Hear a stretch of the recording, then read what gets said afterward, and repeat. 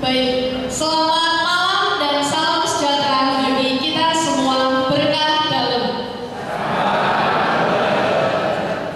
Bagaimana kabarnya Bapak Ibu semuanya? Kalau saya bilang bagaimana kabarnya, boleh dijawab luar biasa. Yes, yes, yes. Begitu ya? Bagaimana kabarnya semuanya? Terima kasih. Yang terhormat Romo Kasianus Teguh Widianto PR, yang terhormat Romo Dominikus Dimas Danang Agus Widianto PR, dan yang saya hormati seluruh peserta seminar pada hari ini yang sangat luar biasa. Mari kita beri tepuk tangan untuk kita semua. Puji syukur kita panjatkan kepada Tuhan Yang Maha Esa karena berkat rahmat-Nya kita dapat berkumpul di hari ini di acara seminar yang mengusung tema diperbarui oleh Allah, membangun relasi yang menghidupkan. Kesempatan hari ini izinkan saya untuk membacakan susunan acara. Yang pertama pembukaan, kedua doa pembukaan, ketiga sambutan pastor paroki, keempat seminar, kelima doa penutup, dan keenam penutup. Sebelum mengawali kegiatan kita pada hari ini, marilah kita menyiapkan hati dan pikiran kita untuk berdoa. Kepada Bapak Mondo dipersilakan.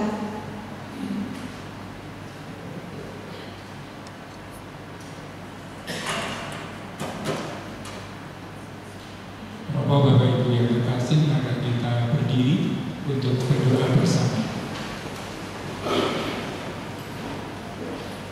Dalam nama Bapa dan Putra dan Roh Kudus. Amin. Ya Allah, sumber harapan hidup kami bersyukur atas kasih karunia-Mu, atas kasih setia-Mu yang selalu menyertai kami dan menyelamatkan kami sampai saat ini. Kami dapat berjalan melewati berbagai tantangan dan persoalan hidup, karena Engkau senantiasa menopang hidup kami. Saat ini kami hendak merenungkan sabda-Mu dalam kitab suci lewat gembala kami Romo Dimas Danang. Utuslah Roh Kudus-Mu agar menyertai kami, sehingga kami memperoleh kekuatan iman, pengharapan, dan cinta kasih di tengah berbagai tantangan dan persoalan dunia ini. Semoga sabda-Mu yang akan kami dengar nanti dapat kami renungkan, dapat kami hayati, dan dapat kami wujudkan dalam membangun relasi dengan diri sendiri, sesama, keluarga, dan Allah sendiri. Doa ini kami panjatkan dengan perantaraan Kristus Tuhan kami. Santo Lukas. Amin. Dalam nama Bapa dan Putra dan Roh Kudus. Amin. Terima kasih.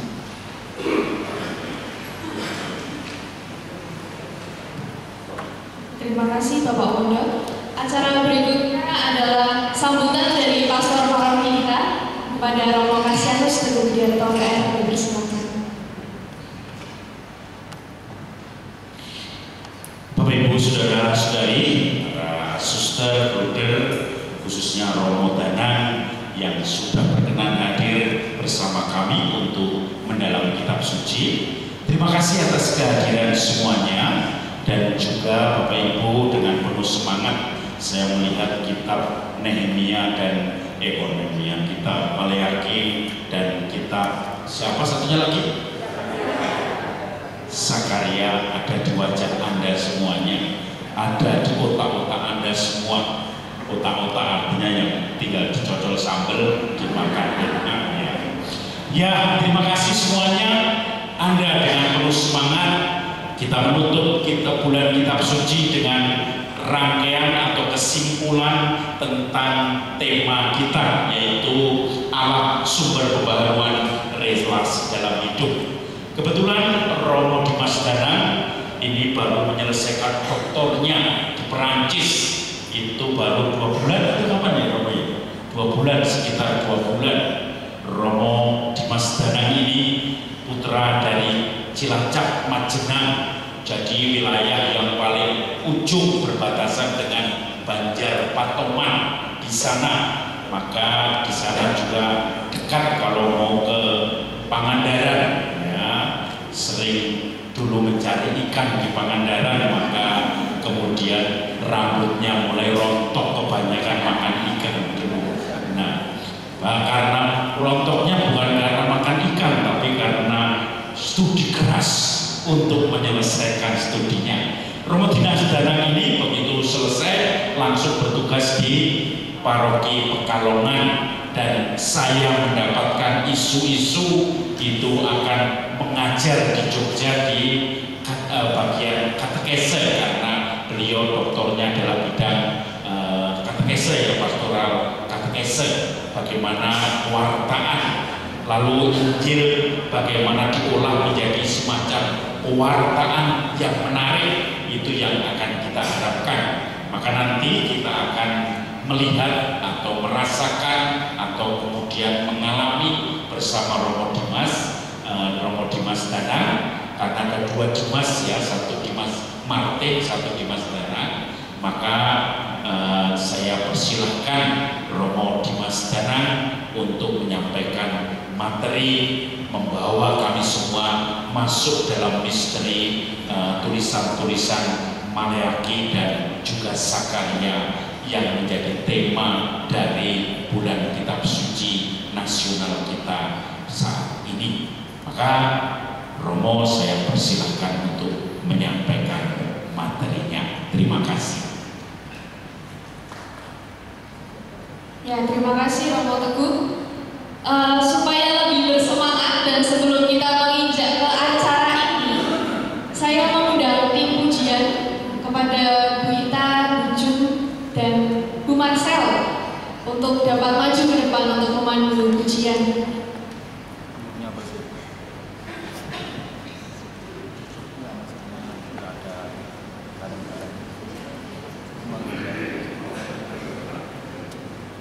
Romo, Brigjen, Suster, agar suasana kita tidak tegang, mari kita bangkit berdiri untuk memuji Tuhan.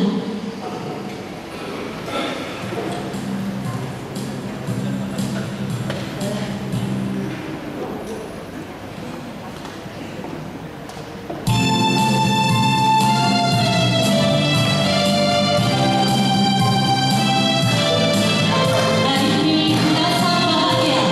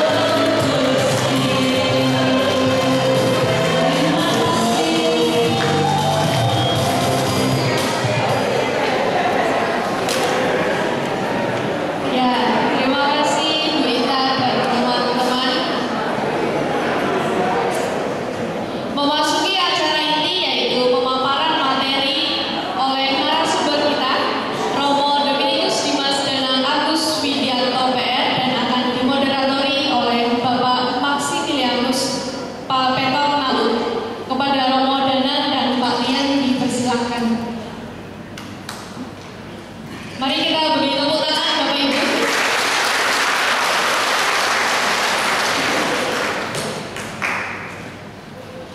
Baik, para romo, Bruder, Suster, Bapak Ibu, saudara-saudari yang saya kasihi, dan istimewanya Romo Danang sekaligus narasumber yang juga saya hormati, perkenalkan nama saya Pak Lian, dan dalam seminar ini saya akan memandu jalannya seminar ini. Nah, sebelum kita sampai kepada materi, izinkanlah terlebih dahulu saya membacakan kurikulum vitae dari Pastor Danang. Memang tadi sudah disebutkan oleh Romo. Jadi nama lengkap beliau ialah Dominikus Dimas Danang Agus Widayanto. Beliau ditabiskan sebagai imam pada tanggal 23 Juli tahun 2008. Jadi sudah lebih dari 15 tahun beliau berkarya di ladang Tuhan. Sejak ditabiskan, Romo pernah dipercaya melayani di berbagai tempat.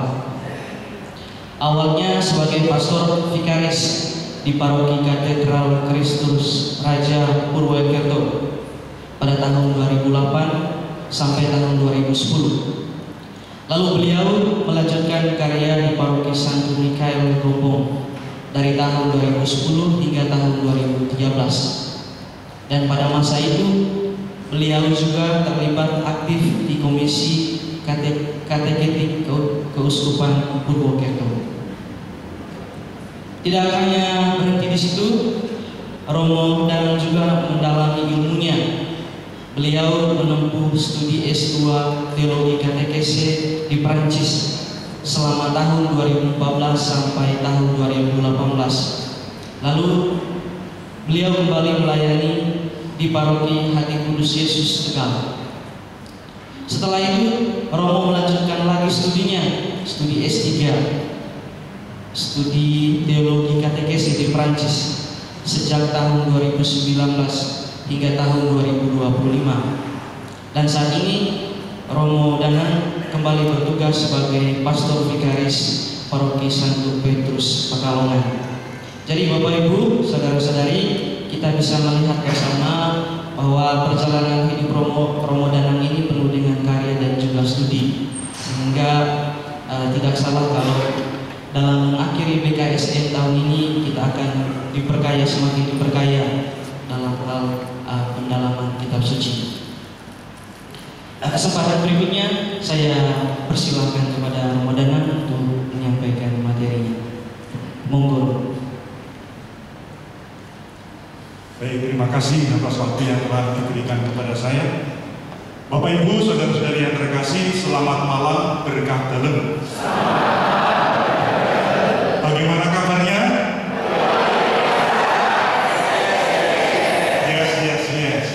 Yes, toh? Yes. Bapak Ibu, saudara-saudari yang terkasih, saya diminta untuk mengajak Anda semua, mengundang Anda semua untuk merenungkan lagi, menyimpulkan untuk penutupan bulan Kitab Suci Nasional. Saya mau mengajak Anda lewat 5 hal. Kita akan melihat secara umum tema BKSN tahun ini, lalu kemudian kita mencoba mendalami lebih lanjut kitab Maleakhi dan kitab Zakaria, di mana kitab-kitab itu diawali atau dilatar belakangi situasi bangsa Israel yang mengalami kekecewaan. Maka ada panggung kekecewaan, yang dimana kekecewaan juga bukan hanya monopoli orang Israel pada zaman itu. Sampai saat ini pun kita mengalami banyak kekecewaan. Kadang kala ada kekecewaan yang akrab dengan diri kita. Lalu kita akan melihat bagaimana Zakaria dan Maleakhi menghadapi situasi kekecewaan bangsa Israel itu. Lalu dalam warta mereka apa hasilnya. Lalu kita akan, kalau nanti ada waktu, ada quiz time. Ada quiz, nanti ada souvenir door prize dari Prancis. Maka quiznya nanti kita akan secara online. Quiznya ada ada sistemnya nanti saya perlihatkan. Tapi yang ditanyakan dalam kuis tidak beda jauh dengan apa yang sudah kita dalami. Kita melihat dulu apa yang menjadi tema kita. Tema secara umum untuk malam hari ini adalah diperbarui oleh Allah, membangun relasi yang menghidupkan. Belajar dari kitab Zakaria dan Maleakhi. Kita belajar melihat dari kedua kitab ini bagaimana para nabi membangun relasi yang menghidupkan dan bagaimana Allah itu menjadi sumber pembaruan relasi itu sendiri. Kita lihat bagaimana tahun 2025 bulan kitab suci kita dalami. Setiap tahun di Gereja Indonesia ada bulan kitab suci nasional. Dan bulan kitab suci nasional di bulan September adalah khusus dari Gereja Indonesia. Di Prancis nggak ada bulan kitab suci, maka ini sebuah kemajuan. Di Indonesia ada bulan kitab suci. Maksud dari bulan kitab suci ini adalah supaya kita semua semakin mengakrabi kitab suci. Dan tema tahun ini adalah Allah sumber pembaruan relasi dalam hidup. Dan tema ini terkait sangat erat dengan tahun jubileum, tahun 2025, tahun jubileum, di mana kita semua diundang oleh Paus untuk mendalami tema pengharapan. Karena kita semua adalah para peziarah pengharapan. Dan dalam pengharapan kita, dalam pengharapan kita mau sungguh-sungguh menghidupi iman kita. Dalam mendalami kitab Zakaria dan Maleakhi, kita diharapkan, diundang untuk memupuk harapan di tengah kekecewaan yang akrab dengan hidup kita. Nah, dari tema BKC ini kita melihat secara khusus mendalami tentang kitab suci. Ada yang bawa kitab suci? Oh, suster bawa kitab suci di sini. Pertanyaannya, ada berapa kitab dalam Alkitab ini? Ada berapa? 73. 73. Tapi kalau Anda buka kitab suci ini, kitab suci edisi bahasa Indonesia, dihitung kitabnya ada 75. Karena kitab suci yang edisi Indonesia adalah kitab suci edisi ekumenik. Sehingga tambah Esther, tambah Daniel bukan oleh saudara-saudari Protestan tidak dianggap sebagai kitab pertama, kitab Proto-Kanonika, tetapi dianggap sebagai kitab Deuterokanika. Maka kemudian dua kitab itu dialihkan ke Deuterokanika.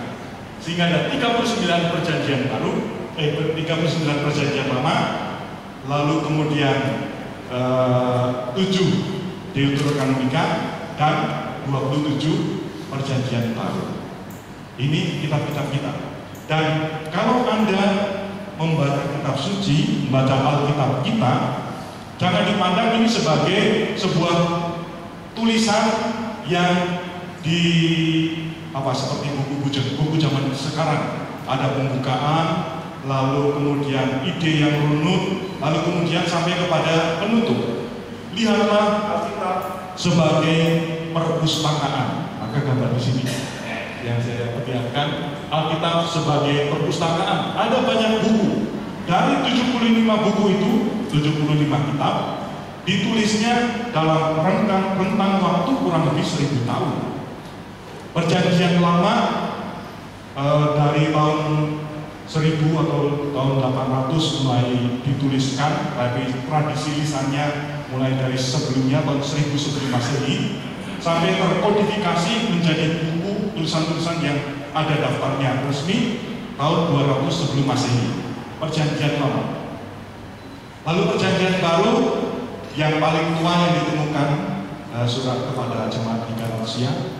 Lalu kemudian yang paling baru adalah surat jemaat Galatia ditulis kurang lebih tahun 56. Lalu kitab Wahyu yang paling baru sekitar tahun 100. Itu kalau kita lihat tulisannya dalam jangka waktu 1000 tahun. Maka Masing-masing penulis punya latar belakang historis budaya masing-masing. Sehingga kalau membaca kitab suci, pandanglah sebagai sebuah perpustakaan. Ada konteks budaya yang beragam, konteks sejarah yang beragam. Namun demikian semuanya mengisahkan satu hal yang sama, sejarah keselamatan oleh Allah yang berpuncak dalam diri Yesus Kristus. Dan kitab suci ini, Alkitab ini disebut suci, tulisan-tulisan buku-buku yang disebut kitab suci karena ada Roh Kudus yang menginspirasikannya, yang memberikan inspirasi pada para penulis manusia, sehingga kita bisa mengatakan Alkitab, kitab suci kita adalah sabda Allah karena diinspirasikan oleh Roh Kudus. Nah, secara singkat kita melihat kitab suci demikian. Lalu saya mau mengajak Anda untuk masuk ke dalam pembahasan kita tentang kitab Maleakhi dan kitab Zakaria, untuk masuk ke dalam tema BKSM kita, untuk melihat bagaimana Allah menjadi sumber pembaruan dalam hidup dan bagaimana Allah sumber yang membaharui hidup kita itu, relasi kita pun dibaharui dan relasinya menjadi relasi yang menghidupkan. Kita melihat yang saya katakan sebagai panggung kekecewaan bangsa Israel. Anda kadang-kadang juga kecewa. Saya juga pernah kecewa. Suster juga pernah kecewa.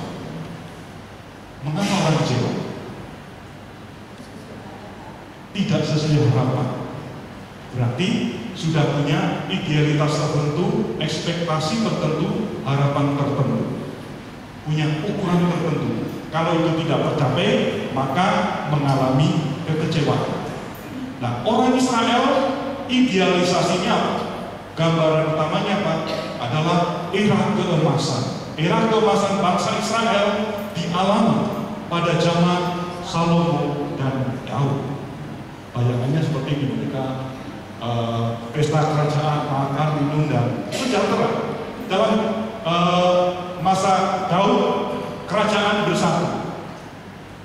Kerajaannya bersatu, dipersatukan. Dan kemudian mengalami dominasi politik dan kesejahteraan secara ekonomi dalam zaman Daud. Lalu puncaknya lagi adalah zaman Salomo. Ini disebut era keemasan. Yang menjadi titik puncak adalah Salomo yang membangun bait Allah. Dan disebutkan bait Allah Salomo itu dilapisi dengan emas. Nah, ini bait Allah yang pertama. Daud tidak berhasil membangun bait Allah, masih dalam tenda. Lalu kemudian Salomo berhasil membangun bait Allah. Dan di bait Allah ada satu tempat yang paling penting, tempat terkudus, di mana ada tabut perjanjian. Apakah isinya tabut perjanjian itu? 2 loh batu, tongkat Harun, dan mana di padang gurun. Tiga benda penting, 3 hal penting bagi Israel. Di tempat terkudus itu disimpan tabut perjanjian, 2 loh batu yang mengingatkan hukum Allah, lalu perjanjiannya dengan Israel, lalu tongkat Harun yang menandakan jabatan imami Harun yang menjadi pengantara umat dengan Allah, lalu kemudian mana di padang gurun yang melambangkan penyertaan Allah setiap hari. Nah, ini di tempat tersuci. Tempat tersuci itu di sini ya, di bagian tersuci terkudus, ada disimpan di situ. Dan ketika nanti kita lihat, ketika bait Allah dihancurkan, lalu kemudian tabut perjanjian juga hilang. Dan Yerusalem menjadi pusat religius bagi bangsa Israel. Ini Yerusalem yang sekarang, tapi gambarannya tempatnya yang sama. tempatnya yang sama dari zaman Salomo, 800 tahun sebelum Yesus sampai sekarang, sudah 3000 tahun, tempatnya yang sama. Lalu kalau menggali ke bawah banyak puing-puingnya di bawah sini. Lalu Israel, Yerusalem menjadi pusat ekonomi, pusat politik, dan pusat spiritual bangsa Israel. Dan yang paling megah ini Bait Allah. Dan di Bait Allah ini tiap hari ada dibakar kurban, binatang kurban. Tetapi bukan binatang seutuhnya yang dibakar, karena dibagi-bagi juga. Tapi yang dibakar di sini, yang dipersembahkan kepada Allah adalah bagian terbaik dari hewan persembahan. Apakah bagian terbaiknya? Otaknya? Bukan. Dagingnya? Artinya lemaknya yang paling terima kasih kamu Teguh bisa menjawab. Lemaknya yang paling bagian paling baik, dan itu yang dipersembahkan kepada Allah, sehingga kan dibakar, bisa terbakar. Makanya kalau kita makan terlalu banyak lemak lalu jadi sakit karena mengambil bagian Allah. Itu yang betul ya. Jangan terlalu banyak mengambil bagian Allah, mengambil lemaknya. Nah, ini di zaman Salomo berlapiskan emas bait suci itu. Nah, maka ini era keemasan, menjadi idealisasi dari bangsa Israel. Tetapi setelah Salomo, bangsa Israel mengalami kejatuhan. Setelah Salomo, bangsa Israel mengalami jatuh dalam jurang kekecewaan. Pertama, kerajaan Israel terpecah menjadi dua.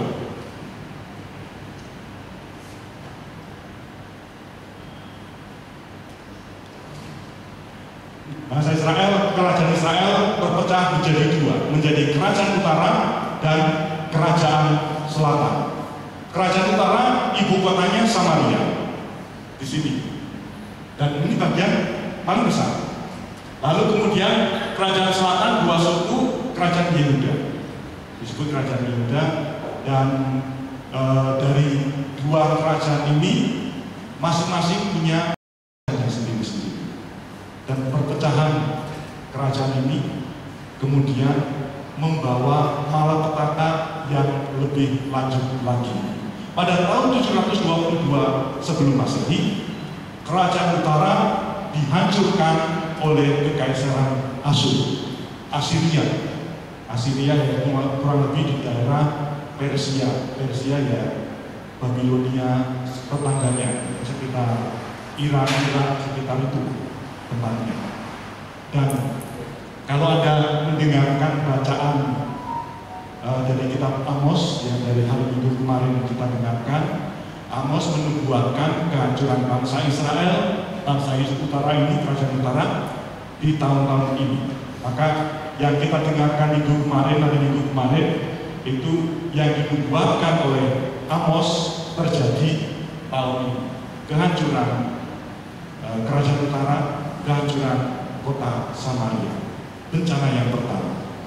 Kerajaan utara hancur, lalu kerajaan selatan takut hancur juga, mereka mereformasi diri. Karena dalam pandangan mereka, bangsa Israel kerajaannya hancur karena mereka tidak setia kepada Allah. Lalu mereka mereformasi diri, membangun imam, dan bangsa yang selatan, kerajaan selatan masih bertahan sampai akhirnya tahun 597 mereka juga dihancurkan, mulai dikepung tahun 97, bukan akhirnya Assyria, tetapi oleh Babilonia yang sekarang, yang tahun 7 mulai dikepung dan akhirnya benar-benar dihancurkan, dilululantakkan Yerusalem tahun 586 sebelum Masehi. Bait Allah dihancurkan semuanya, Yerusalem dihancurkan, dan para penduduknya kemudian dideportasi, diasingkan, dibuang, dibawa ke tanah pembuangan. Nah, ini tahun 586. Situasi ini disebut sebagai situasi kematian bangsa. Dan orang Israel yang pergi ke tanah pengasingan, kemudian mereka meratapi situasinya. Bahkan kemudian dalam ratapan situasinya itu, ratapan dalam pembuangan, mereka biasanya setahun sekali ada puasa hanya 1 kali. Lalu kemudian karena mereka dibuang ingin kembali lagi, mereka puasanya tambah, doanya tambah. Jadi puasanya 2 kali setahun. Itu ya dalam pertemuan kedua kelihatannya itu kita bahas soal ibadah yang sejati.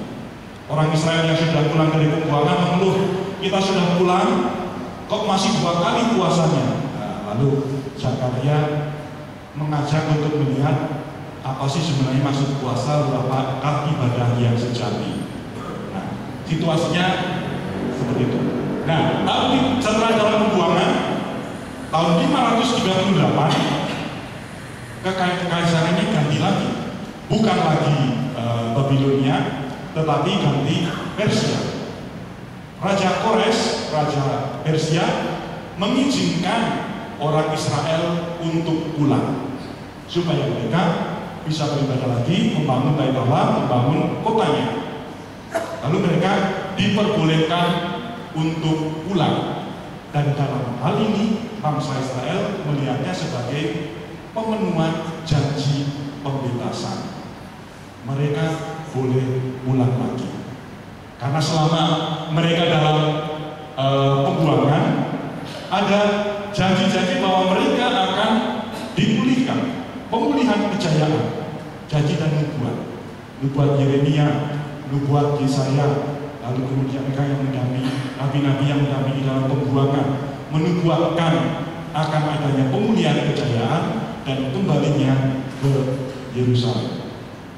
Nah, dalam hal ini para nabi menubuatkan mereka pulang ke tanah air, dan bahkan Yeremia menyatakan janji Allah untuk memulihkan lagi bangsa Israel. Memulihkan apa? Memulihkan kejayaan seperti zaman Daud, zaman Saul. Berlimpahkan emas, lalu menjadi pusat politik, menjadi pusat budaya, pusat spiritual. Membuat para nabi jadi pengharapan dan janji pemulihan. Nah, dari janji para nabi ini, setelah 70 tahun lalu mereka bisa pulang lagi ke tanah Israel. Ini tidak jalan. Dan setelah pulang ke Israel, pembuangan selama 70 tahun, mereka pulang tanah Israel, dan ini mengawali pemulihan bangsa. Jadi langkah pertama untuk rekonstruksi identitas dan juga kerohanian bangsa. Dan mereka pulang ke Israel dengan penuh harapan bahwa janji Allah terpenuhi dan kemakmuran akan membuncah lagi. Bahkan mereka membayangkan di padang gurun akan tumbuhlah bunga-bungaan, pohon-pohonan. Nah, ini gambaran mereka. Anda bayangkan kalau Anda ada bencana, ya, ketika ada bencana itu, lalu kemudian orang harus mengungsi, pergi, lalu kemudian meratapi bertahun-tahun, ini pulang, lalu boleh pulang. Harapannya membangun lagi tanah air, tanah yang ditinggalkan. Harapan yang membuncah, harapan yang sungguh-sungguh membumbung tinggi. Namun harapan seringkali menjadi kekecewaan ketika dilepaskan dalam realitas. Harapan menjadi kekecewaan ketika realitas tidak seperti yang dibayangkan. Demikian juga bangsa Israel. Mereka pulang, yang ditemui adalah puing-puing. Yang ditemui bukan kota yang masih berdiri. Anda bayangkan 70 tahun pengasingan, pembuangan, berarti sudah generasi yang ketiga, ya, cucunya yang pulang. Mungkin yang masih tua, yang masih tua atau yang sudah tua. yang sudah tua, dulu masih kecil ketika meninggalkan. Bayangannya adalah si kota yang makmur. Tapi ketika pulang, puing-puing, batu-batuan, dan bahkan kekeringan. Kenyataan yang jauh dari harapan, kekeringan, dan bahkan juga perlawanan dari bangsa-bangsa sekitar. Dan kemiskinan mendominasi mereka. Dan bagaimanapun mereka sudah pulang, mereka tetap bangsa jajahan, bangsa yang didominasi. Dulu yang utara didominasi Assyria, kemudian mereka sebelumnya didominasi Babilonia, sekarang mereka didominasi, dijajah oleh Persia. Tetap bangsa jajahan meskipun sudah pulang. Dan bahkan juga mereka pulang tahun 328 mau bangun bait Allah, mereka belum juga bisa membangun bait Allah. Nah, proyek pembangunan bait Allah tertunda, bahkan terhenti hampir 20 tahun. Bayangkan kalau proyek pembangunan gereja gitu ya, terhenti 20 tahun, misalnya gereja Comal gitu ya. Terhenti bertahun-tahun gitu. Ini baru bertahun-tahun itu sudah susah. Apalagi ini 20 tahun. Nah, mereka mengalami kekecewaan dan semakin mendalam karena situasi yang tidak sebagaimana diharapkan. Tanahnya menjadi kering, lalu tantangan ini menjadi tantangan yang dihadapi untuk pemulihan. Nah, dalam situasi tersebut, kemudian ini ada Nabi Zakaria yang mewarta. Dan kekecewaan bangsa Israel menjadi cerminan bagi relasi kita yang retak. Bangsa Israel yang jatuh dalam kekecewaan, mereka pun mulai mempertanyakan imannya, mempertanyakan janji-janji Allah yang disampaikan lewat para nabinya, mempertanyakan perlunya ibadah-ibadah mereka. Dan ini juga menjadi cerminan bagi hidup kita. Relasi yang retak, relasi yang penuh kekecewaan. Mengapa menjadi cerminan bagi kita? Karena seringkali kita juga memulai tahun atau memulai pernikahan, memulai persahabatan atau pelayanan dengan harapan tinggi. Nah, ini sebentar lagi mau pelantikan Dewan Pastoral Paroki, Dewan Keuangan Paroki, Ketua Lingkungan, Ketua Stasi. Memulai dengan harapan tinggi, dengan semangat tinggi. Namun seringkali juga realitas membuat kita menghadapi kekecewaan. Relasi yang dingin, keluarga, relasi yang dingin dengan pasangan, dengan anak-anak, atau dalam komunitas entah romo, suster, bruder, relasi yang dingin dengan teman komunitas. Lalu juga komunikasi yang terputus, meskipun saat ini ada peralatan alat media untuk berkomunikasi, tetapi komunikasi juga bisa putus. Kita menjadi dekat dengan yang jauh, lalu menjadi jauh dengan yang dekat. Lalu juga kepercayaan yang hilang. Ini situasi nyata kita, realitas kekecewaan kita. Maka saya mau mengajak Anda untuk berbagi pengalaman dengan samping Anda. Berbagi pengalaman, ceritakan pengalaman Anda ketika harapan tinggi dalam sebuah relasi, keluarga, persahabatan, komunitas bertemu dengan kenyataan yang mengecewakan. Bagaimana perasaan Anda saat itu? Tidak harus detail cerita kekecewaan apa, tetapi perasaan dialami. Silakan Anda ngobrol dengan sampingnya, ya, supaya juga kita saling berbagi hati ya, dengan yang samping. Nanti saya akan mengecek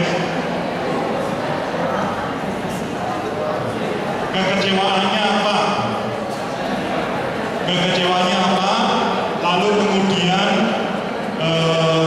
perasaannya. Tidak perlu cerita detail itu masalah rumah tangga atau masalah komunitas. Yang penting ada kekecewaan tertentu dan perasaan Anda apa? Silakan cerita satu sama lain. Nanti saya tanya, kekecewaannya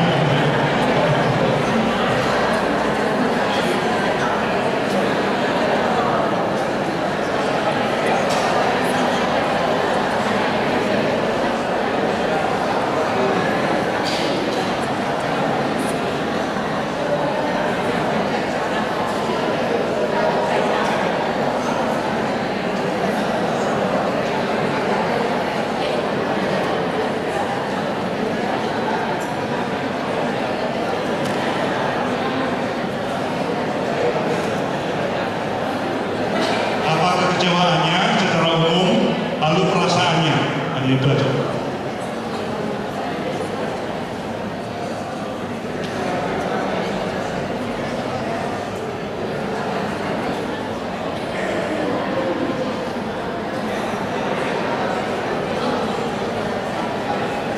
Baik, kalau ada yang mau berbagi perasaannya seperti apa?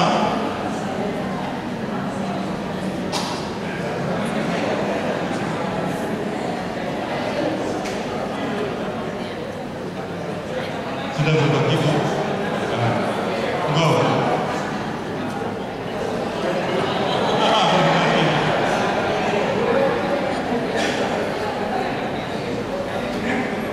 Sabar, Bu.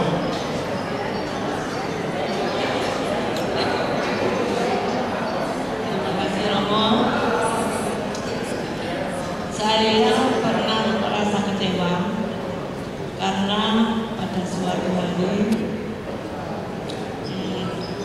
saya percaya sekali dengan seseorang yang dia menjanjikan bahwa akan membantu dalam segala hal waktu itu dalam pemikiran.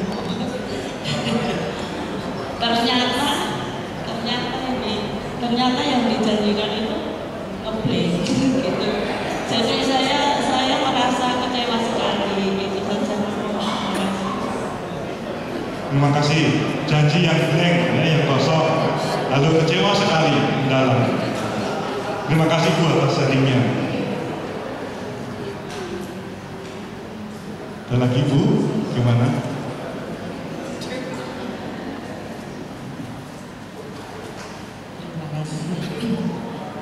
Saya pernah mengalami kekecewaan ketika persahabatan yang saya kira itu baik-baik saja, kita sering bercanda, kita sering ngobrol yang enak-enak loh. Tapi ternyata pada saat dimana yang saya harapkan tidak seperti itu, ternyata teman saya itu menjatuhkan saya kecewa. Ya baik, tentu ada banyak pengalaman dari diri Anda tentang pengalaman-pengalaman kekecewaan ini. Tapi yang mau saya katakan, kalau pengalaman relasi dengan sesama Anda, sesama manusia, juga sampai membuat sangat terluka, apalagi ini adalah janji Allah. Lalu janji Allah seperti janji yang ngeblank tadi, teman yang ngeblank tadi, atau Allah yang seakan-akan memalingkan muka dari relasi. Kita sudah beribadah baik-baik, sudah menyembah Tuhan, puasanya malah 2 kali setahun, tetapi kemudian malah tidak terwujud janjinya kosong saja. Lalu ini menjadi kekecewaan yang semakin dalam. Dan dalam situasi inilah Nabi Zakaria dan Nabi Maryami datang mewarta. Bukan untuk mengecam, tetapi untuk memperbarui cara untuk membangun relasi. Maka kalau tema kita malam hari ini membangun relasi yang menghidupkan, kita bisa belajar dari nubuat warta Zakaria dan Maryami yang menjadikan Allah sebagai hidup, lalu kemudian memperbarui relasi yang menghidupkan. Masuk mulai dari warta Zakaria. Bagaimana Zakaria mewartakan kepada kita.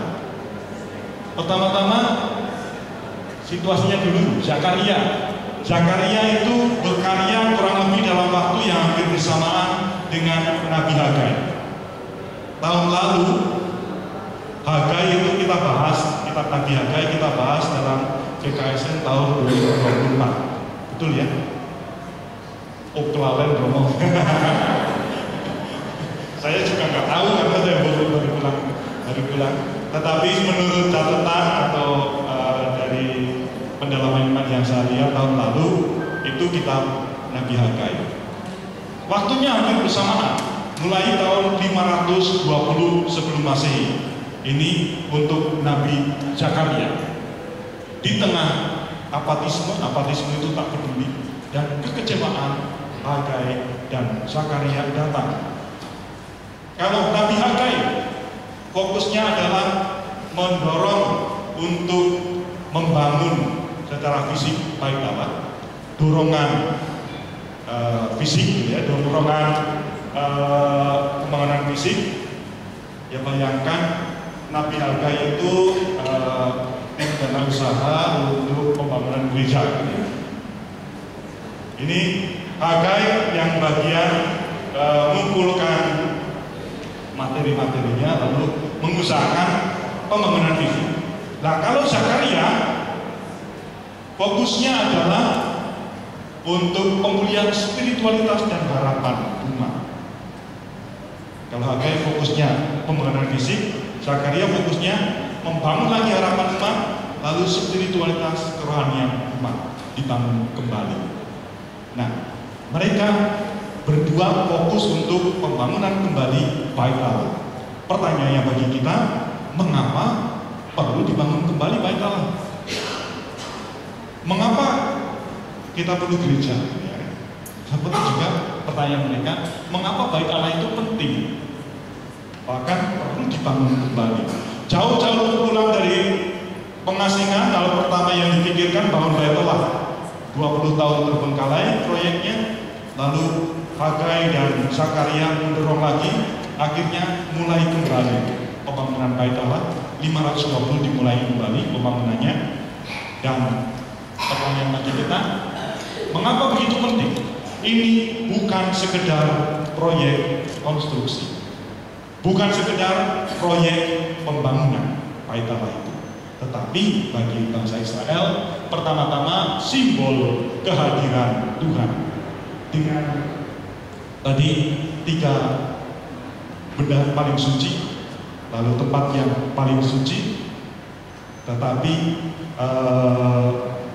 mereka kemudian membangun kembali bait Allah untuk tempat suci, simbol kehadiran Allah yang menyertai.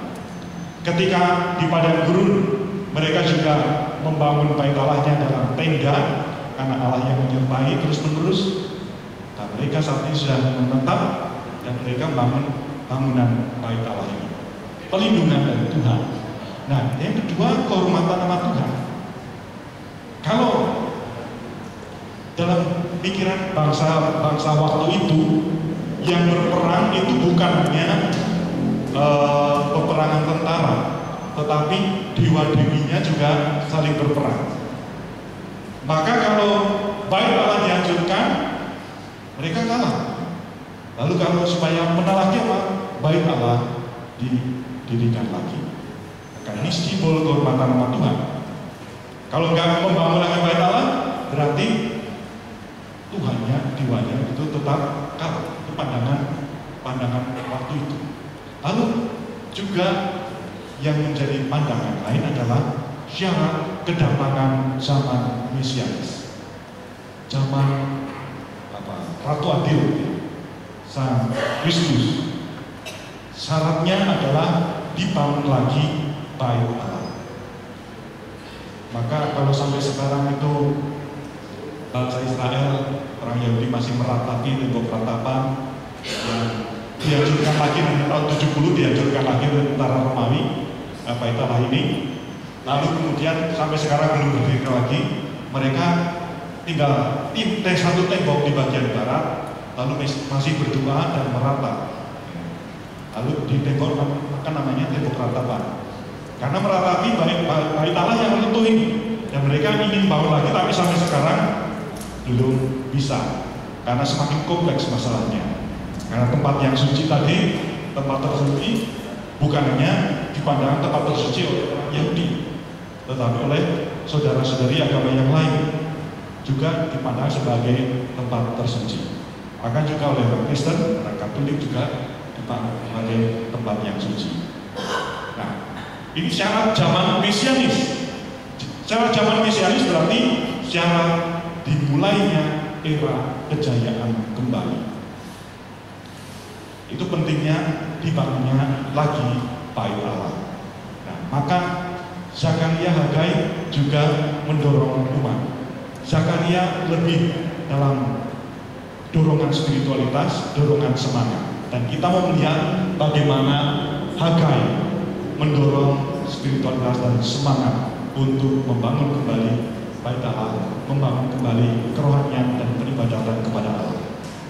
Zakaria yang khas dari Zakaria nanti bedanya dengan Maryaki. Kalau Zakaria mengalami banyak penglihatan yang melampaui kekacauan.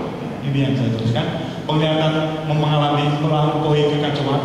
Zakaria mengalami 8 penglihatan yang aneh-aneh, gitu ya. Tapi yang kita lihat nanti hanya 2. Melalui penglihatannya Allah mengungkapkan rencana yang besar dan bahwa Ia tetap berdaulat di tengah kesulitan. Ini dari penglihatan Zakaria. Penglihatannya macam-macam aneh-aneh. Ada penglihatan pertama dan ketiga, ada penunggang kuda berpatroli di bumi, 4 tanduk, 4 tukang, pria dengan tali pengukur. Lalu penglihatan ke-4 sampai ke-8 terkait dengan kuda-kuda berwarna-warni, lalu penunggangnya keluar dari gunung perunggu. Lalu Anda membaca kitab Wahyu, nubuat-nubuat penglihatan ini diambil kembali oleh Yohanes dan untuk menggambarkan harapan dan diwartakan soal apokalips, soal wahyu yang dilihat oleh Yohanes, dan juga soal akhir zaman. Ada penunggang kuda, lalu kemudian ada tempat-tempat tertentu. Ini gambarannya mengambil dari nubuat penglihatan Zakaria. Yang mau kita lihat, yang pertama dari penglihatan Zakaria dalam Zakaria bab 3 ayat 1 sampai 10. Ini Zakaria yang melihat Yosua sang imam besar di hadapan malaikat dan iblis. Saya mau mengajak Anda membaca Zakaria bab 3 ayat 1 sampai 10. Bagi yang bawa kitab suci silakan dibuka, bagi yang tidak bawa mari kita buka HP suci kita. Silakan buka HP-nya. Bagi yang bawa HP, yang tidak bawa HP, silakan hafalan.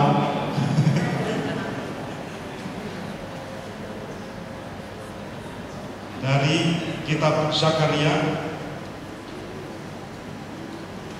bab 3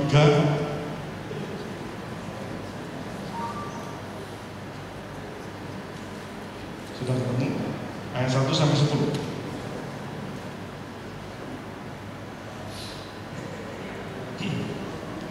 Kita baca bergantian antara sebelah kanan saya dan sebelah kiri saya. Yang kanan saya ayat ganjil, sebelah kiri saya ayat genap. Mari kita mulai dari ayat ganjil. Kemudian ia memperlihatkan kepadaku imam besar Yosua berdiri di hadapan malaikat Tuhan, sedang iblis berdiri di sebelah kanannya untuk mendakwa dia. Lalu berkatalah malaikat Tuhan kepada iblis itu, Tuhan kiranya mengerti engkau, hai iblis, Tuhan yang memilih Yerusalem, kiranya menghati Engkau. Bukankah dia ini puntung yang telah ditarik dari api? Adapun Yosua mengenakan pakaian yang kotor waktu dia berdiri di hadapan malaikat itu, yang memberikan perintah kepada orang-orang yang melayaninya, tanggalkanlah pakaian yang kotor itu daripadanya. Dan kepada Yosua ia berkata, lihat, dengan ini aku telah menjauhkan kesalahanmu daripadamu. Aku akan mengenakan kepadamu pakaian pesta.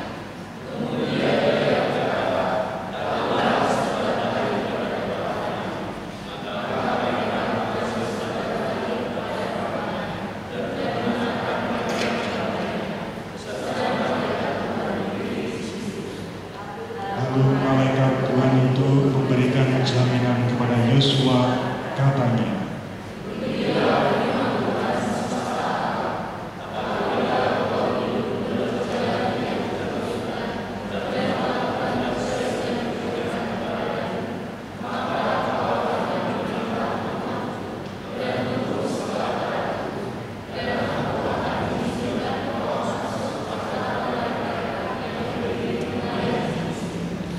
dengarkanlah, hai imam besar Yosua, engkau dan teman-temanmu yang duduk di hadapanmu, sungguh kamu merupakan suatu lambang. Sebab sesungguhnya aku akan mendatangkan hambaku, yakni Sang Tunas.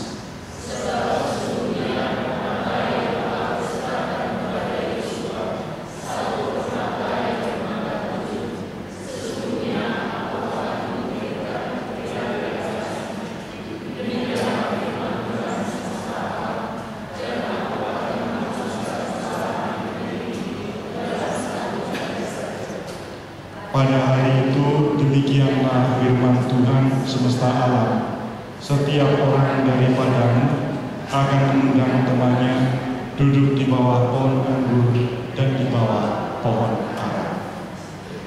Nah, ini penglihatan Zakaria yang melihat imam besar Yosua yang berpakaian kotor. Ini menjadi perlambangan pertentangan antara kebaikan dan kejahatan. Yosua sebagai imam besar berdiri di hadapan malaikat dan iblis, menggambarkan situasi pertentangan antara kebaikan dan kejahatan. Dan dalam konteks ini, Yosua mewakili umat Allah yang dihadapkan pada Tuhan dari iblis yang berusaha untuk menghalangi pelayanannya. Dan juga ada pengampunan dan nubuat tentang Mesias, tentang akan datangnya Sang Tunas. Maka dalam situasi pertentangan kebaikan kejahatan, pakaian kotor dari Yosua lalu dibersihkan, Allah yang membersihkan. Ada nubuat tentang harapan datangnya Sang Tunas, datangnya Sang Mesias.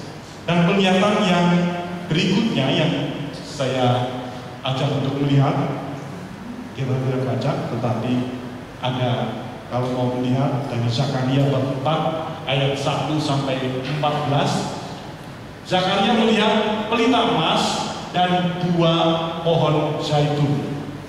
Nah, lambangnya apa yang mau dilambangkan? Pelita emas melambangkan terang yang datang. Penglihatan ini menunjukkan pelita emas melambangkan terang dan kehidupan. Pohon zaitun mencerminkan penyediaan dan pengurapan. Keduanya menggambarkan kehadiran dan kekuatan Allah dalam memimpin umatnya. Dan yang kedua dari penglihatan ini setelah pelita emas adalah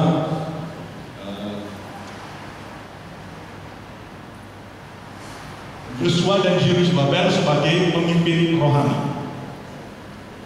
Yosua imam besar tadi, Zerubabel pemimpin bangsa, sebagai pemimpin bangsa Israel.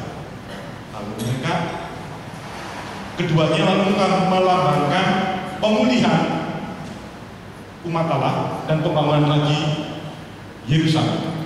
Dan ini simbol harapan dan kekuatan di tengah masa sulit. Dan yang kelihatan yang paling dalam lagi, yang selalu kita ulangi ketika Minggu Palma, dari Zakaria bab 9 ayat 9 sampai 10. Mari kita buka. Zakaria bab 9 ayat 9 sampai 10. Karena ini tiap tahun kita baca, kita dengarkan pada waktu nanti kita lihat, kita baca dulu. Zakaria bab 9 ayat 9 sampai 10. Ayat ganjil sebelah kiri saya, ayat 6 sebelah kanan saya. Mulai dari sebelah kiri saya ayat ganjil. Bersorak-soraklah dengan nyaring, hai putri Sion. Bersorak-sorailah, hai putri Yerusalem. Lihat, Rajamu datang kepadamu. Ia adil dan jaya. Ia lemah lembut dan mengendarai seekor keledai beban yang berat.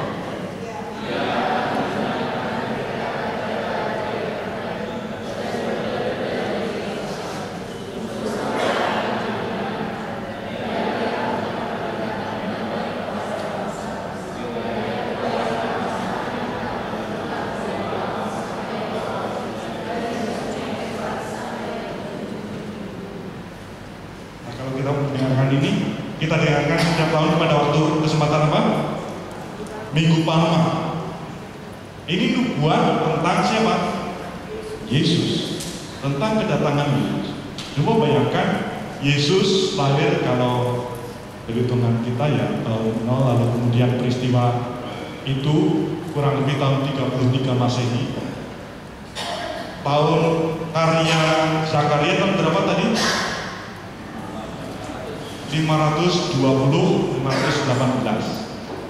Sudah 5 abad sebelumnya dinubuatkan tentang Yesus.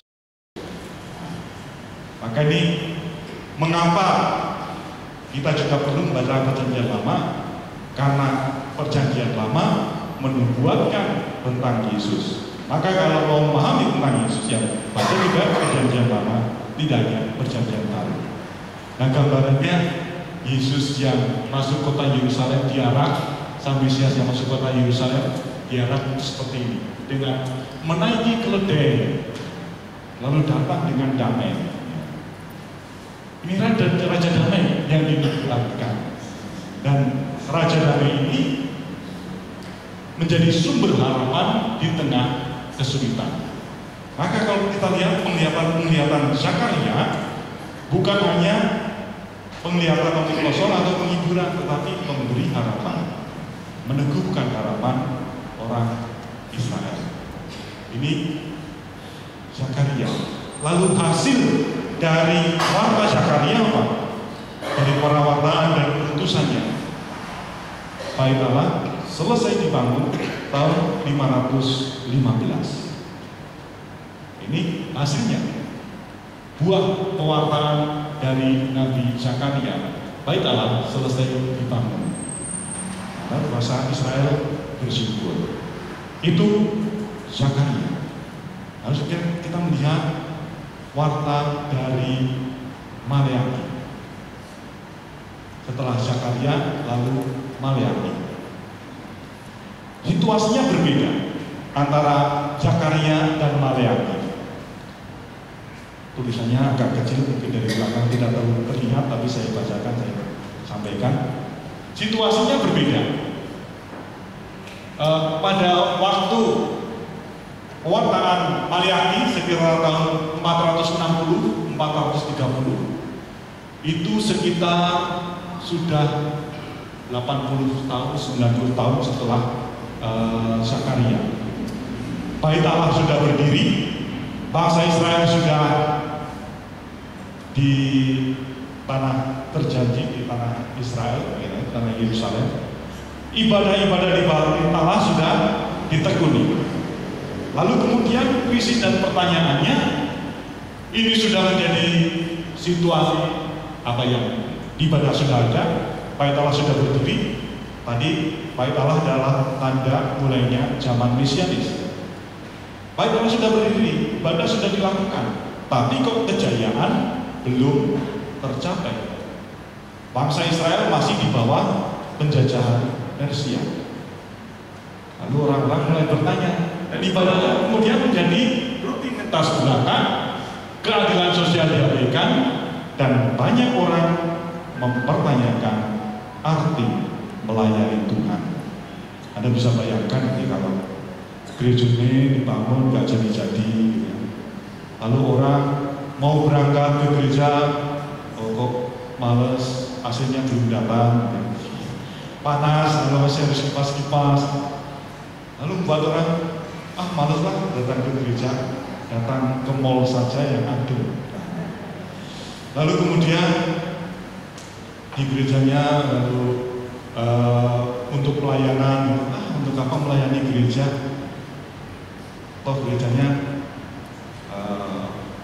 tidak membutuhkan saya. Lalu kemudian ketika gerejanya sudah jadi, sudah ber-AC, ada videotronnya juga malah, gitu ya. Lalu orang, loh, ini sudah mewah, terlalu mewah bagi saya nggak berani masuk gitu. Lalu kemudian kita juga melayani gereja, melayani gereja, sudah banyak orang lain yang melayani gereja, tidak masuk. Situasi yang sama, mengeluhkan orang mengeluh karena apa ya? Hujan mengeluh, panas mengeluh. Nah, lalu kemudian ada hujan sudah panas, bilangnya hujan ketek. Ini manusia kan gampang mengeluh ya, apa-apa dikeluhkan. Ketika zaman Zakaria belum jadi mengeluh, kecewa. Ini sudah jadi, tetap mengeluh, tetap kecewa. Nah, dalam situasi ini Maleakhi diutus untuk mengarahkan kembali umat kepada Allah dan menyalakan lagi harapan mereka. Tengah situasi yang seperti itu, semuanya sudah jadi. Hanya saja kemudian bangsa Israel masih tetap mengeluh, tapi tetap dalam kekecewaan. Nah, satu hal yang sangat unik atau yang berbeda dari Zakaria, kalau Zakaria warnanya dengan penglihatan-penglihatan, nubuat penglihatan, Maleakhi dengan nubuat dialog dengan Tuhan. Model dialog, disputasio kita sebut. Dari gaya sastra disputasio, perdebatan. Gaya sastra macam ini membentuk sebuah komunikasi yang dinamis antara Allah dan umatnya. Kita lihat nanti bagaimana perdebatan itu terjadi. Perdebatannya yang terjadi, yang polanya, yang pola dalam nubuat Maleakhi. Allah mengeluarkan suatu pernyataan, lalu kemudian ada sanggahan pertanyaan sinis dari umat, lalu diakhiri dengan jawaban Allah yang menyingkapkan kebenaran. Nah, ini polanya. Allah menyampaikan suatu kebenaran atau suatu hal, lalu kemudian ditanggapi dengan sinis, bukan hanya tanggapan atos, tapi tanggapan sinis yang sangat sinis. Nanti kita lihat apa semacam apa sinisme itu. Lalu jawaban akhir dari Allah menyingkapkan kebenaran. Nah, dari gaya disputasio, gaya perdebatan ini, kita bisa belajar soal kejujuran dalam komunikasi dengan Tuhan.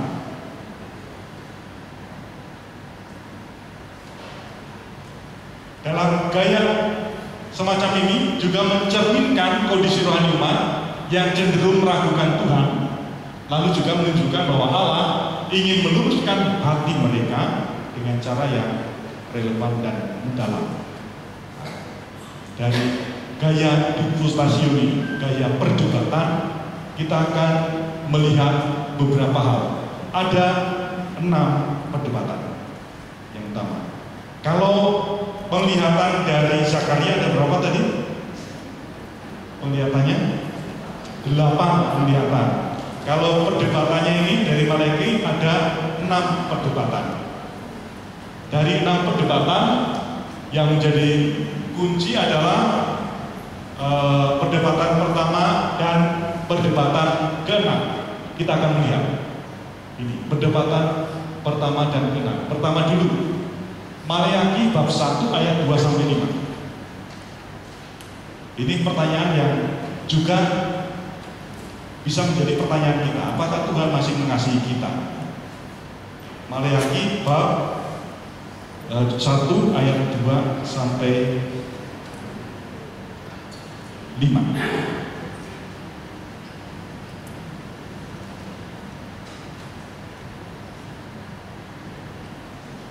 Ayat genap sebelah kanan saya, ayat ganjil sebelah kiri saya.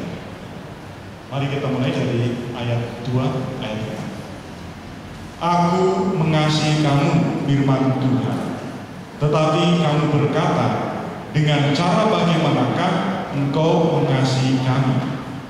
Bukankah Esau itu kakak Yakub? Demikianlah firman Tuhan, namun aku mengasihi Yakub.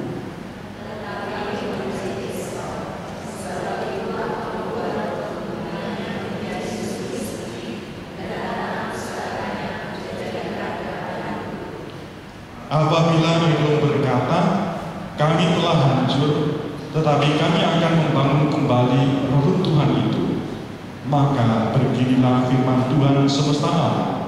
Mereka boleh membangun, tetapi aku akan merobohkannya, dan orang akan menyebutkannya daerah kefasikan, dan bangsa yang kepadanya Tuhan murka sampai selama-lamanya.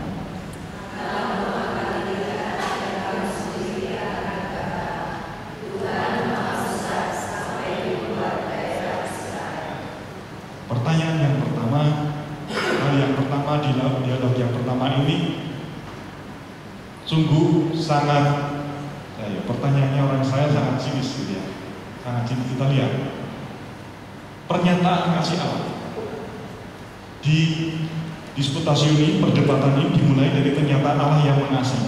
Aku mengasihi kamu. Maka ia mengingatkan tentang hubungannya yang mengasihi bangsa Israel.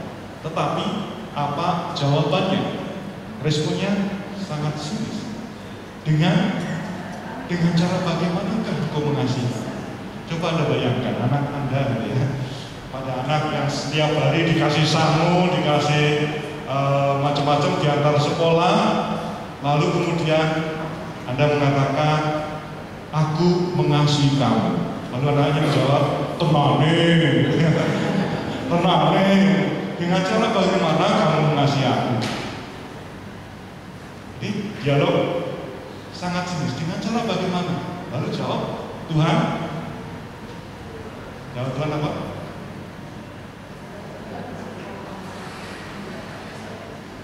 Bukankah Esau itu kakak Yakub, tetapi aku memilih Yakub. Lalu kemudian ditunjukkan bahwa pada gurun Esau di padang gurun dan itu terbengkalai. Tetapi Yakub di tanah Israel dan mengalami tanah yang subur. Penyelenggaraan Tuhan itu yang ditunjukkan. Tuhan yang menyelenggarakan yang baik. Dalam degustasi ini, Allah mengajak untuk melihat kasih-Nya sebagai anugerah, melihat pilihan atas Yakub dan bukan atas Esau. Dan ini mengingatkan bahwa kasih Allah itu adalah anugerah dan sudah dianugerahkan kepada mereka. Itu disputasi yang pertama, perdebatan yang pertama. Lalu perdebatan yang keenam, ini yang patut juga baik kita renungkan, dari Maleakhi bab 3 ayat 13 sampai bab 4 ayat 3. Kalau Anda mau dilantik menjadi DPP sebentar lagi gitu, atau kemudian menjadi pengurus kata yang lain-lain, lalu bertanya-tanya apa gunanya melayani. Nah, ini patut direnungkan. Apa gunanya melayani Tuhan? Karena Anda menjadi DPP, DKP, ketua lingkungan, ketua stasi, bukan melayani Romo tetapi melayani Tuhan.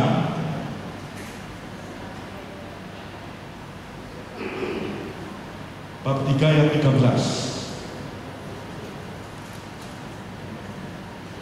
Mari kita baca dari bagian sini yang ayat 13 ganjil dan bagian sini ayat 6. Bicaramu kurang ajar tentang aku, firman Tuhan. Tetapi kamu berkata, apakah kami bicarakan di antara kami tentang engkau?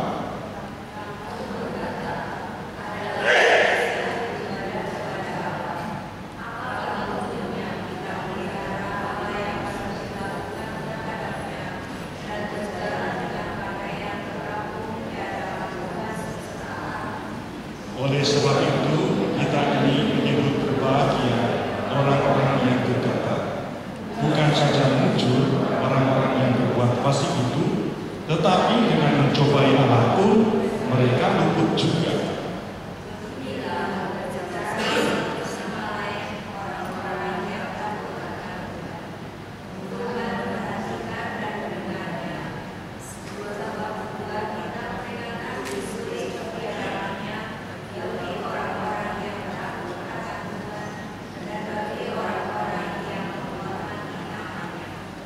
Mereka akan menjadi milik kesayanganku sendiri, firman Tuhan semesta alam.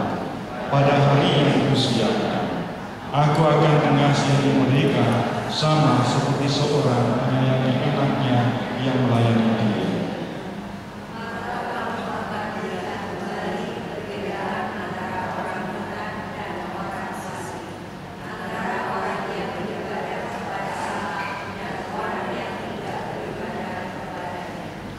Bahwa sesungguhnya hari itu datang menyala seperti perapian, maka semua orang gegabah dan setiap orang yang berbuat fasik menjadi seperti jerami dan akan terbakar oleh hari yang datang itu, firman Tuhan semesta alam, sampai tidak ditinggalkannya akar dan cabang mereka. Bagimu akan terbit surya kebenaran dengan kesungguhan pada sayapnya. Kamu akan keluar dan berjingkrak-jingkrak seperti anak lembu lepas kandang. Kamu akan menginjak orang-orang fasik, sebab mereka akan menjadi abu di bawah telapak kakimu pada hari yang kusediakan itu, firman Tuhan semesta alam. Nah, ini situasi dan perdebatannya, disputasinya. Ini titik puncak sinisme umat.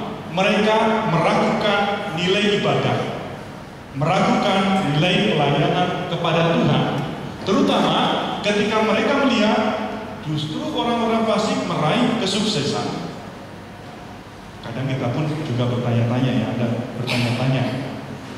Teman saya nyogok-nyogok gitu ya, bisa sampai posisi tinggi.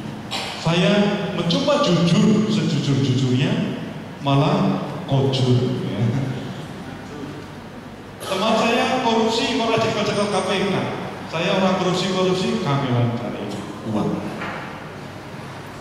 Lalu mempertanyakan, untuk apa berbuat jujur? Untuk apa tidak korupsi? Banyak orang yang kemudian tidak bertanya seperti itu, menuruti semuanya, akhirnya yang terjadi seperti ini di Indonesia, korupsi semakin terstruktur. Nah, ini juga pertanyaan yang sama muncul di sini, di tengah warta Maleakhi. Orang-orang fasik tidak beribadah, mereka melakukan seenaknya, ya.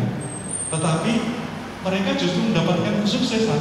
Nah, lalu bertanya-tanya, menjadikan keraguan di tengah tantangan hidup dan situasi tidak adil. Dan Allah menjawab keluhan ini mengenai dengan sebuah kisah tentang sekelompok umat yang setia. Maka yang dikatakan Tuhan di sini, kesetiaan di tengah sinisme. Sekelompok umat kecil ini, sekelompok kecil umat ini tetap setia di tengah sinisme dan tantangan. Mereka menunjukkan ketakutan akan Tuhan dan saling menguatkan dalam iman, menciptakan komunitas yang kokoh di tengah ketidakpastian. Dan kita peringatan menjadi bukti dari kesetiaan itu. Yang mau dikatakan di sini adalah bahwa Allah tetap mencatat, melihat, mengamati apa yang kita lakukan. Mau korupsi mau tidak korupsi, Allah tetap melihat, dan ada kitab catatan dikatakan di sini.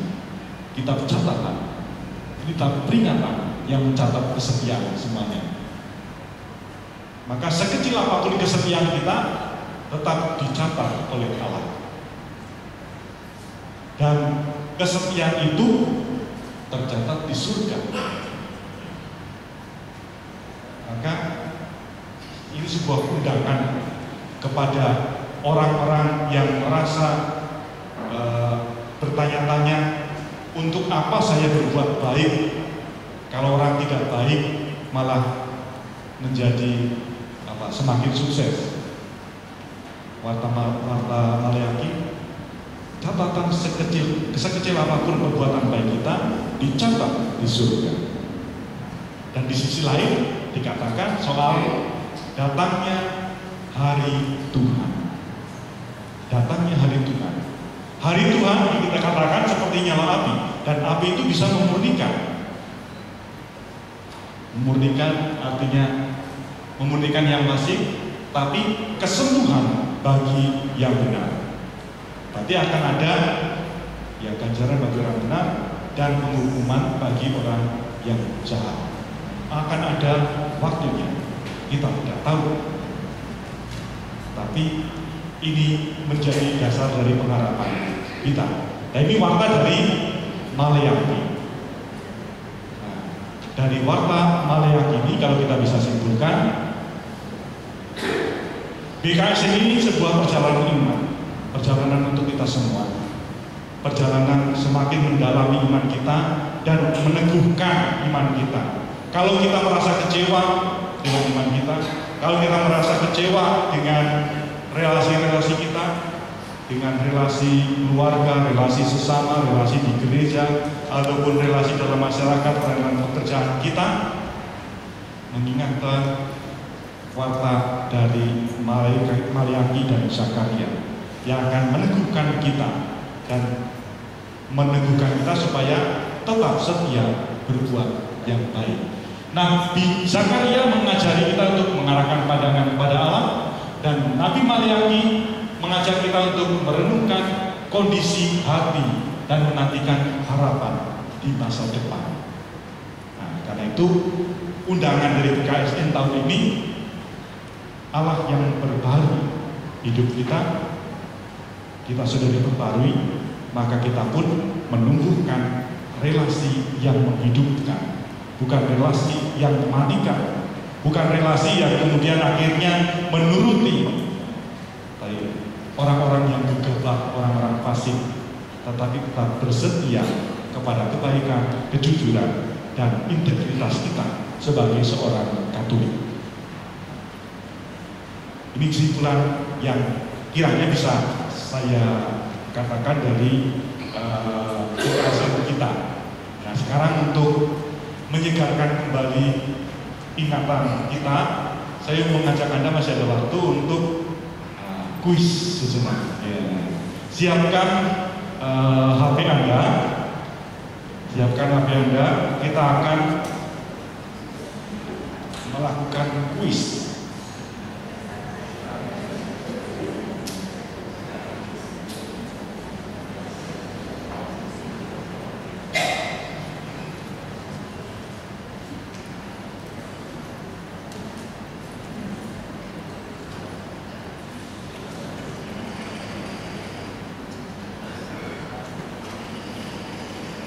Nah, masukkan ke menti.com, lalu masukkan kodenya atau di flash di QR code ini, lalu ada nanti Anda catat nama Anda, lalu ada